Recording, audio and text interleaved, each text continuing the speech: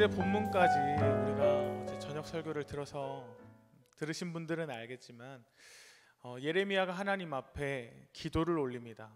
그 기도 내용은 어떤 건가 하면 하나님의 전능하심에 대해서, 하나님이 이스라엘 백성에게 어떤 은혜를 베푸셨는지에 대해서, 그리고 하나님의 은혜를 베푸셨음에도 불구하고 하나님 앞에 그렇게 보답하며 살지 못했던 이스라엘의 잘못에 대해서 예레미야는 참회하듯 하나님 앞에 기도를 올리고 있습니다.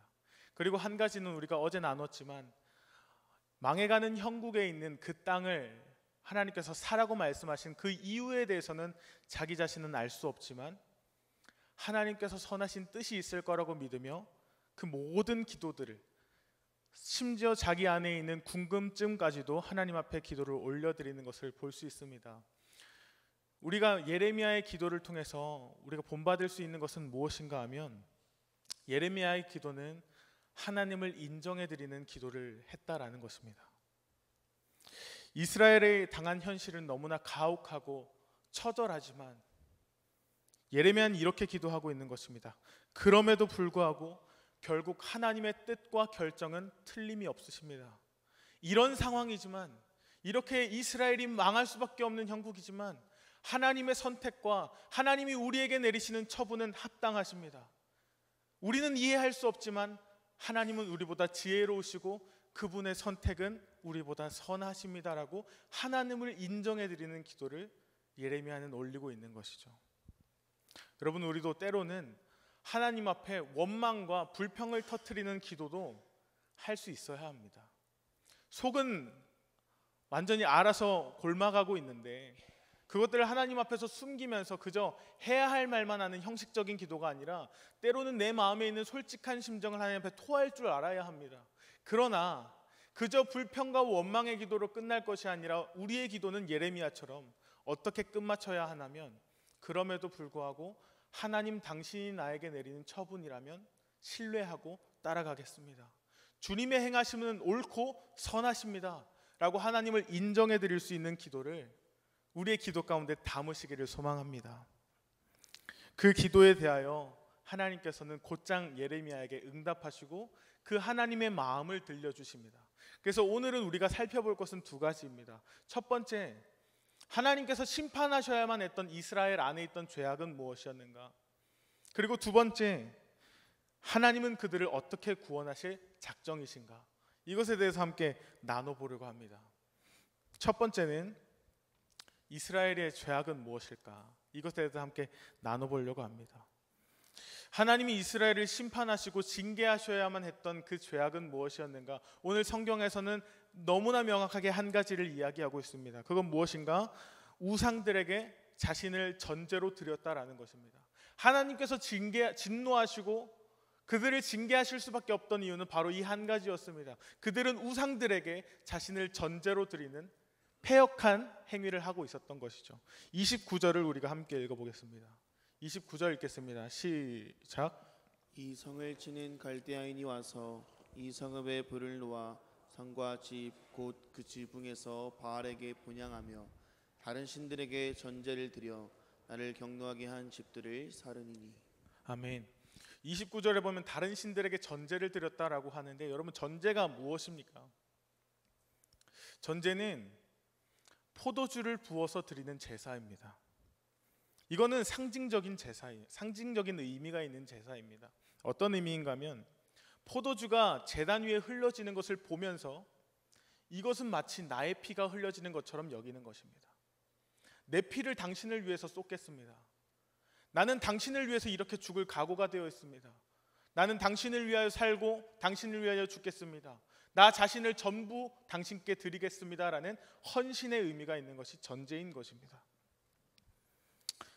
그러니까 하나님께서 이스라엘에게 진노하시고 그들을 심판하실 수밖에 없었던 죄악은 바로 이런 의미의 전제를 드렸던 것입니다. 누구에게 드렸는가 하면 하나님께가 아니라 우상들에게 자기 자신을 헌신하고 자기 자신의 목숨을 드리겠다라고 하는 이런 전제를 드렸던 것이죠.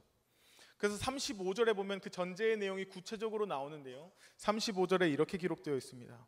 흰놈의 아들의 골짜기에 바알의 산당을 건축하였으며 자기들의 아들들과 딸들을 몰래 앞으로 지나가게 하였느니라. 여기서 몰래 갚으로 지나가게 하였다라는 것은 몰래 갚에서 자기 아들들과 딸을 제물로 바쳐서 인신 제사를 드렸다라는 것입니다.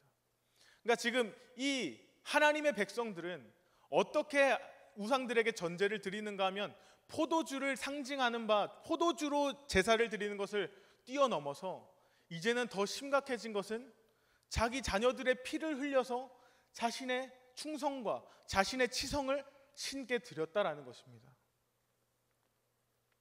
왜 하나님께서 이 일을 가증스럽게 여기셨을까요? 여러분, 우리는 오늘날 인신제사를 하는 사람은 아무도 없습니다. 그러나 우리의 모습이 어떤 모습이 이러한 모습들과 유사하게 나타나고 있을까요? 갈라디아서 5장에 보면 이것에 대해서 한 번 더 언급하는 부분이 있는데요. 갈라디아서 5장에는 우리가 잘 아는 바대로 성령의 9가지 열매가 등장을 합니다. 근데 성령의 9가지 열매가 등장하기 이전에 육체의 열매가 먼저 기록이 되어 있는데요. 우리가 함께 갈라디아서 5장 19절에서 21절 읽도록 하겠습니다. 함께 읽겠습니다. 시작. 육체의 일은 분명하니 곧 음행과 더러운 것과 호색과 우상 숭배와 주술과 원수 맺는 것과 분쟁과 시기와 분냄과 당 짓는 것과 분열함과 이단과 투기와 술 취함과 방탕함과 또 그와 같은 것들이라. 전에 너희에게 경계한 것 같이 경계하노니 이런 일을 하는 자들은 하나님의 나라를 유업으로 받지 못할 것이요. 네, 여기 이 육체의 일에 대해서 사도 바울은 쭉 기록을 해놨는데요. 이스라엘이 하나님 앞에 저질렀던 이 전제의 죄악이 이 육체의 소욕 중에 어떤 것 중에 해당이 될까요? 많은 것들이 등장했죠. 음행, 더러운 것, 호색, 우상숭배, 주술, 원수 맺는 것, 분쟁, 시기, 분냄, 당 짓는 것, 분열, 이 모든 것들 중에서 어디에 해당되냐면 우리는 당연히 선택할 것은 우상숭배 아닙니까? 이렇게 생각할 수 있어요. 맞습니다. 그러나 우상숭배 뒤에 나오는, 한번 띄워주실까요? 우상숭배 뒤에 나오는 주술에 해당하는 죄악인 것입니다. 여기 어느 누구도 내 안엔 주술의 죄는 없어, 오늘날 나는 어떤 주술의 행위를 하나님 앞에 한 적이 없어라고 생각할 수 있지만, 여러분, 이 주술의 의미를 우리가 제대로 안다면 우리 모두는 살아가면서 하나님 앞에 주술의 죄를 짓고 있습니다. 이 주술은 어떤 의미인가 하면 이런 것입니다. 단순히 어떤 주술적인 행위를 하는 것이 아니라 존 스토트 목사님이 이 주술에 대해서 뭐라고 얘기하냐면 이렇게 얘기합니다. 신과 은밀한 뒷거래를 하는 것이 주술이라고 하는 것이죠. 나는 당신에게 내 전부를 드리겠습니다. 그러니 당신은 나에게 보상해 주십시오. 라는 것이 신과 은밀한 뒷거래를 하는 것입니다. 주술을 이렇게 우리가 정의해 내린다면 우리는 모든 일상 속에서 주술적인 행위와 주술적인 죄악을 저지르면서 살아가는 것입니다. 예를 들면 이런 것입니다. 돈을 향하여 나는 당신께 내 모든 것을 던질 테니 당신은 나에게 삶의 안정과 평안함을 주십시오. 또 내가 사랑하는 사람에게 내가 당신에게 내 전부를 드릴 테니 당신은 나에게 합당한 사랑과 행복을 주십시오. 대표적으로 우린 누구에게 이런 마음을 갖습니까? 자식들에게 이런 마음을 갖죠. 난 너한테 최선을 다했어. 난 너에게 모든 것을 헌신했어. 그러니까 너는 내 바램대로 이러이러한 보람을 가져다 줘야 돼. 이러한 행복과 사랑을 나에게 마땅히 가져다 줘야 돼 라는 기대를 자식에게 거는 것입니다. 힘 있는 권력자에게 붙어먹으며 내가 당신에게 충성할 테니 당신은 나에게 꼭 한 자리를 허락해 주셔야 합니다. 그렇게 우리는 나를 만족시켜 줄 것들에 대해서 나를 드리겠습니다, 충성하겠습니다 서약하지만 우리는 그것에 대해서 합당한 보상을 달라고 요구하는 것이죠. 우리는 살면서 주술의 죄에 빠져 살 때가 참 너무나 많습니다. 사랑하는 성도 여러분, 우상 숭배와 주술에 빠져 있는 사람들의 특징이 한 가지가 있습니다. 무엇인가 하면 오늘의 만족과 오늘의 행복과 오늘의 보상을 바라면서 살아가는 사람들은 대부분 주술의 죄에 빠져 살 때가 많은 것입니다. 이스라엘 백성이 바알에게 전제로 자신을 드리면서 요구했던 것은 무엇입니까? 오늘 우리 집이 평안하게 해주십시오. 오늘 나의 가정에 풍요를 허락하여 주십시오. 나에게 만족과 보상을 허락해 주십시오라고 오늘의 행복을 요구하는 것이 이스라엘의 죄악이었습니다. 근데 디모데후서에 보면 또 다른 전제를 드렸던 한 인물이 등장하는데요. 이 사람의 전제는 누구를 향해 있는가 하면 우상들이 아니라 하나님을 향해 있습니다. 디모데후서 4장 6절 보실까요? 이렇게 사도 바울이 이야기합니다. 전제와 같이 내가 벌써 부어지고 나의 떠날 시각이 가까웠도다. 바울은 우상에게 자신을 전제로 드리지 않겠다고 말합니다. 오직 하나님께 내가 전제와 같이 내 삶이 부어지고 이제 내 삶이 떠날 때가 가까웠도다 말합니다. 어떻게 하면 우리는 변질되지 않고 하나님 앞에 내 삶을 다 헌신하며 하나님 앞에 내 삶을 드리겠다고 우리는 죽기 직전까지, 내 삶이 마감되기 직전까지 우리는 이 마음을 어떻게 하면 잃지 않을 수 있을까요?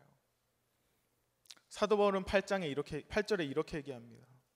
이제 후로는 나를 위하여 의의 면류관이 예비되었으므로 주 곧 의로우신 재판장이 그날에 내게 주실 것이며 내게만 아니라 주의 나타나심을 사모하는 모든 자에게 도니라.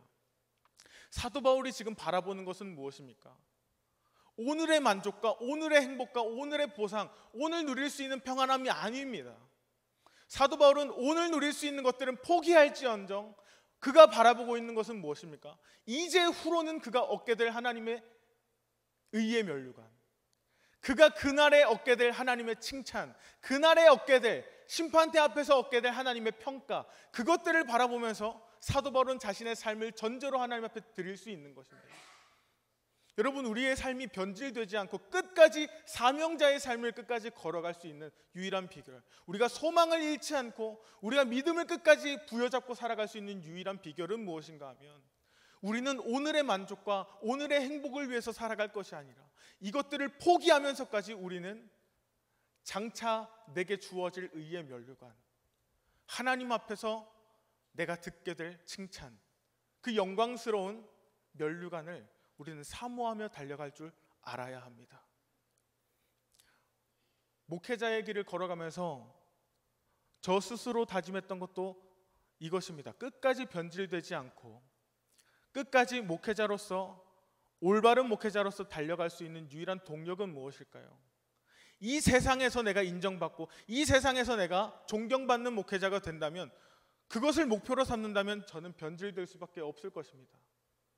그러나 내가 이 땅에서는 어떻게 살지는 몰라도 내가 그날 하나님 앞에 가서 섰을 때 넌 참 올바른 목회자였구나, 넌 참된 목자였구나 라는 그 칭찬을, 그 한 가지만을 바라면서 달려간다면 여러분, 우리의 이 땅에서의 삶은 변질되거나 망가져버리거나 탈선 경로로 이탈하는 일이 없을 것입니다.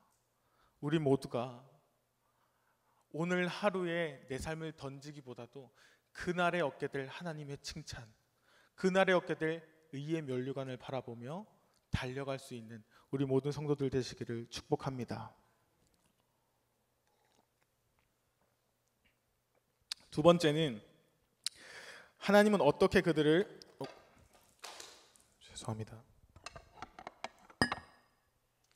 하나님은 어떻게 그들을 구원하시는가입니다.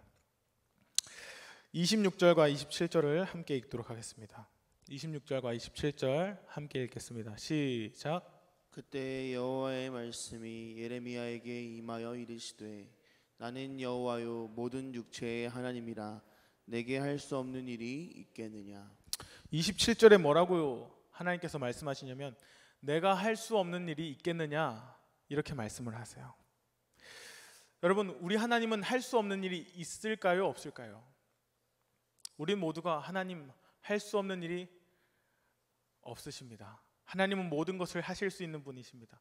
하나님은 전지전능하신 하나님이십니다. 우리는 고백할 수 있는 것이죠. 하나님은 그 대답을 원하셨던 겁니다. 하나님 모든 것 하실 수 있는 분이십니다.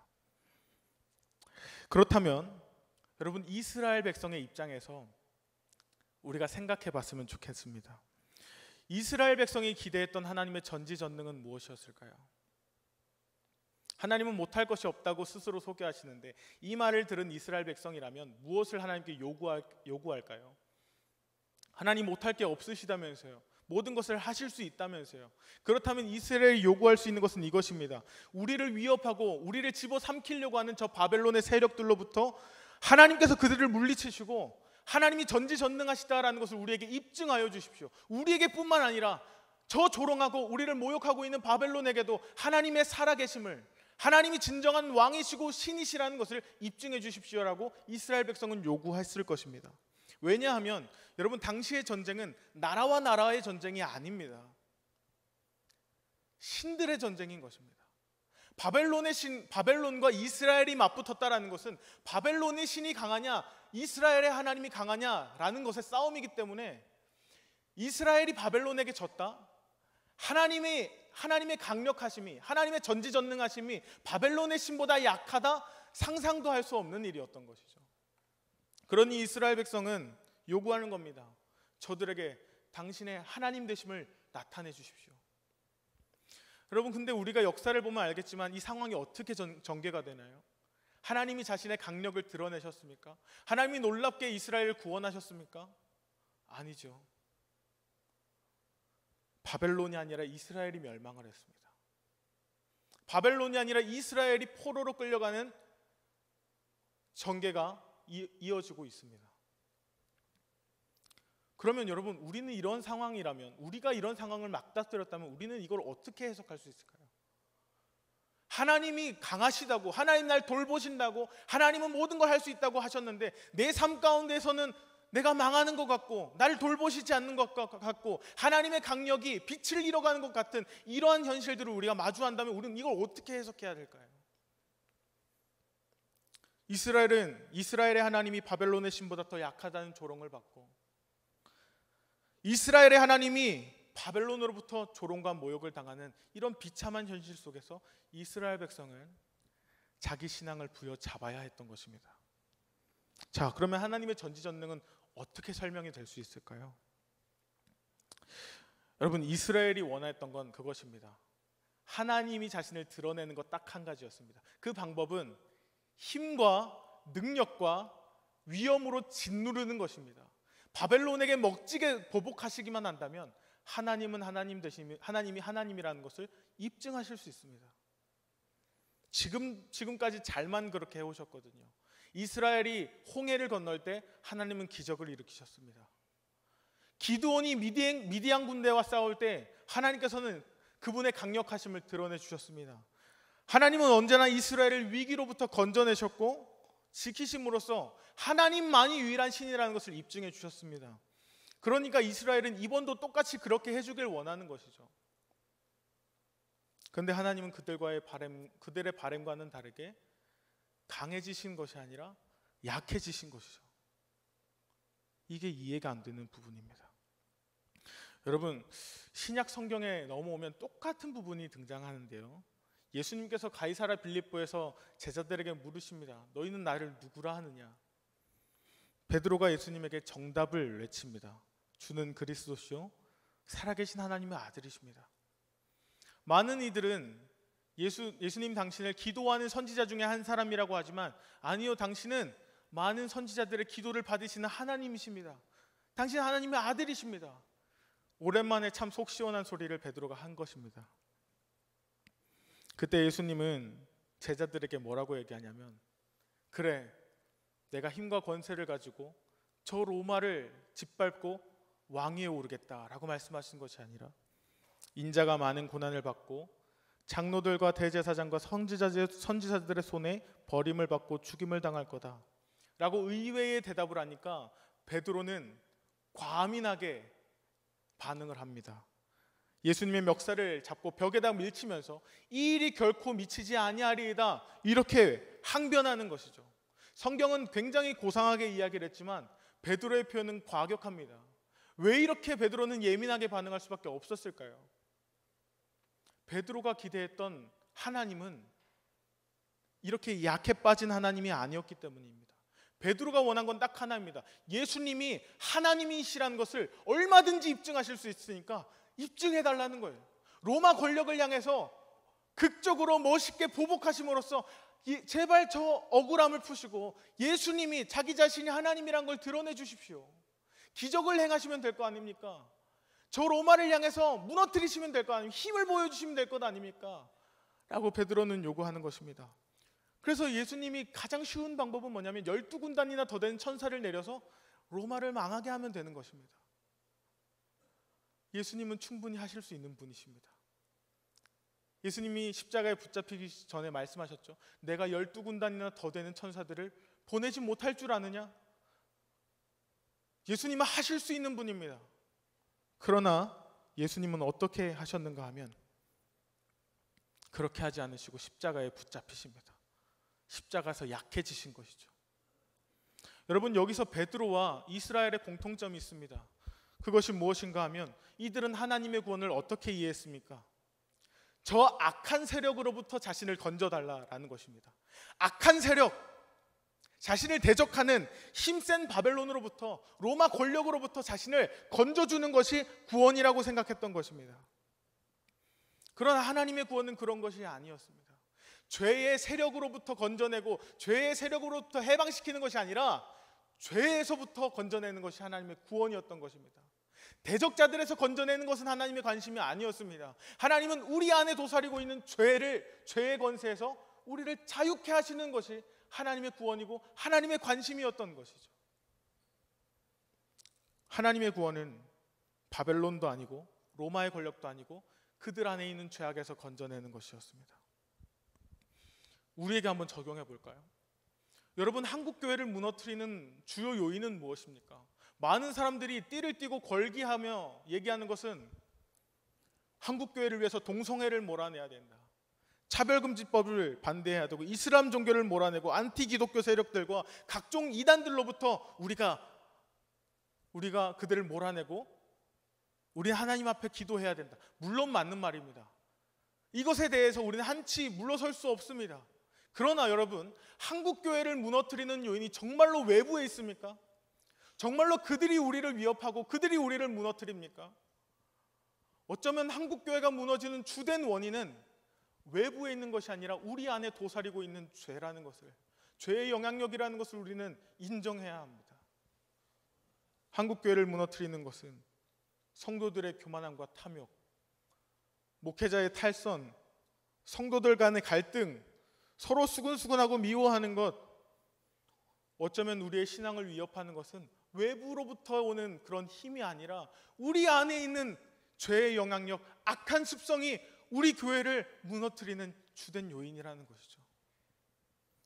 하나님의 관심은 저 외부의 공격들로부터 기독교를 지켜내는 것이 아니라 우리 안에 있는 교만함과 탐욕과 음란으로부터 우리를 건져내는 것이 하나님의 구원이신 것입니다. 그래서 하나님이 선택하신 방법은 힘을 가지고 바벨론과 로마 권력을 다 때려 부신 것이 아니라 하나님이 하실 수 있는 방법은 딱 하나였습니다. 우리 안에 있는 죄를 해결하기 위해서는 그분이 약해지는 것입니다. 바벨론에게 이스라엘 백성이 멸망을 당하고 포로로 끌려가는 그 시간들이 이 이스라엘 백성들을 죄악에서 돌이키게 하고 그들의 잘못을 회개하게 할 수만 있다면 하나님께서는 자신이 바벨론의 신보다 약하다는 그 모욕과 조롱과 그 수치를 견디기로 하신 것입니다. 하나님은 전지전능하심에도 불구하고 바벨론의 신보다 약한 취급을 당하시기로 작정하신 것이죠. 오늘 본문 27절에 내가 할 수 없는 일이 있겠느냐라는 것이 우리에게 은혜와 감동으로 다가오는 까닭은 무엇인가 하면 하나님은 전지전능하신 분이지만 우리를 구원하시고 우리를 회복하기 위해서 자신의 전지전능을 감추시고 죽이셨다라는 것입니다. 예수님도 마찬가지죠. 예수님은 하나님의 아들이시고 힘과 능력과 권세를 다 가지신 분이지만 충분히 자신이 하나님의 아들이라는 것을 입증하실 수 있지만 십자가에서 내려와 보라 했을 때 내려오실 수 있는 분이셨지만 예수님이 그렇게 하시지 않은 것은 우리를 구원하시기 위해서 자신이 강해지신 것이 아니라 약해지신 것입니다. 강함으로 자신을 증명하기보다 약함으로 자기를 버리셨던 것이죠. 예수님은 우리에게 똑같이 요구하십니다. 누구든지 나를 따라오려거든 이와 같아야 한다. 자신을 힘으로, 자신의 경험과 스펙과 자신의 어떤 배경으로 자신을 드러내고 증명하며 살아갈 것이 아니라 너희가 살아가는 방식은 나와 같이 자신을 버리고 자신을 부인하며 나를 쫓아야만 제자로서 살아갈 수 있다. 사랑하는 성도 여러분, 우리의 힘은 무엇입니까? 우리의 능력은 무엇입니까? 나를 드러내고 내가 가진 것을 자랑하고 나의 힘과 나의 경험을 가지고 살아가는 것이 아니라 우리의 힘은 우리의 자아를 부인할 때 나타난다라는 것을 기억하시길 바랍니다. 우리가 자기를 부인하고 예수님 따라갈 때 여러분 우리에게 어떤 것들이 주어질까요? 여러분 이거 생각해 보셨습니까? 우리가 자아를 부인하게 되면 우리는 어떤 변화를 얻게 될까요? 우리가 마지막으로 성경 하나 찾아보고 마칠 텐데요. 마가복음 8장 35절입니다. 함께 읽을까요? 시작. 누구든지 자기 목숨을 구원하고자 하면 잃을 것이요 누구든지 나와 복음을 위하여 자기 목숨을 잃으면 구원하리라. 여기서 목숨은 푸시케라는 헬라어입니다. 더 잘 번역하려면 이건 목숨이 아니라 어떻게 해석해야 되냐면 자아라고 번역하셔야 됩니다. 다시 한번 제가 번역한 것을 읽어보도록 하겠습니다. 함께 읽겠습니다. 시작. 누구든지 자기 자아를 구원하고자 하면 자아를 잃을 것이요 누구든지 나와 복음을 위하여 자기 자아를 잃으면 진정한 자아를 구원하리라. 예수님이 말씀하신 것은 이것입니다. 예수님은 자기 자아를 버리심으로써 진정한 자아를 찾으셨습니다. 어떻게 찾으셨어요? 하나님은 무엇일까요? 사랑이시죠. 예수님은 자기 자아를 십자가에 죽이시고 신이시지만 입증하지 않고 억울한 자리로 자신을 몰고 가심으로써 무엇을 얻으셨냐면 하나님의 사랑을 확증하셨습니다. 완성하신 것이죠. 우리도 마찬가지입니다. 우리가 이 땅을 살아가면서 살아가는 방식은 무엇인가? 우리가 내 자신을 입증하고 증명하고 나를 내세우고 자랑하며 살아갈 것이 아니라 언제나 우리가 우리의 참된 자아를 찾고 참된 하나님의 형상을 찾기 위해서는 우리는 어떻게 해야 됩니까? 우리의 자아를 날마다 죽여야 합니다. 나를 자랑하는, 예를 들면 내가 지식이 많아, 그러면 우리는 언제나 지식을 죽이면서 살아가야 하는 것이죠. 그런 것들을 의지하며 살아갈 것이 아니라 언제나 나는 없습니다. 오직 내 안에 예수 그리스도만 계실 뿐입니다 라며 여러분 자아를 부인하며 살아가시는 우리 모든 성도님들 되시기를 주님의 이름으로 축복합니다. 이제 여름 성경학교가 시작이 되고 있습니다. 많은 사람들이 요즘 시대가 우상들에게 자신을 전제로 드리는 폐역하고 죄에 물든 분위기로 흘러가고 있는 이때에 여러분 우리는 그들에게 무엇을 가르쳐 줘야 될까요? 우리는 오늘의 만족을 가지고 살아갈 것이 아니라 그날에 하나님이 허락하실 면류관, 그날에 얻게 될 하나님의 칭찬을 바라보며 살아가는 거야. 우리는 언제나 나를 드러내고 나를 자랑하고 나를 입증하면서 살아가는 것이 아니라 십자가에 나를 매달고 나를 죽이며 살아가는 것이 그리스도인의 삶이야. 이것들을 여름 성경학교 가운데 우리가 전해줘야 될 줄로 믿습니다. 이런 것들을 위하여 우리 성도님들이 함께 전심으로 기도해 주시기를 주님의 이름으로 부탁드립니다. 기도하겠습니다.